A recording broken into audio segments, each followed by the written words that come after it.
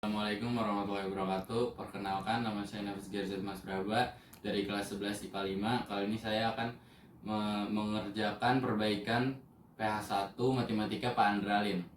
Soal nomor 1. Jika fx sama dengan 3x kuadrat dan gx sama dengan 4x min 5, maka fx dikali gx adalah, diketahui fx sama dengan 3x kuadrat dan gx sama dengan 4x min 5. Kemudian kita masukkan 3x pangkat 2 dikali 4x min 5 sama dengan 12x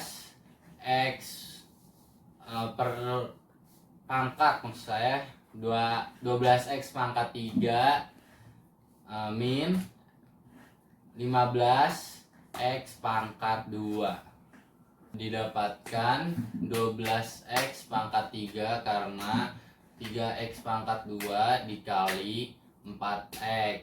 3 dikali 4 sama dengan 12 dan x pangkat 2 ditambah x jadi x pangkat 3. Dan didapatkan 15x pangkat 2 karena 3 dikali 15 3 dikali 5 jadi 15, dan x kuadratnya turun karena 5 tidak mempunyai variabel x. Sekian, terima kasih. Wassalamualaikum warahmatullahi wabarakatuh.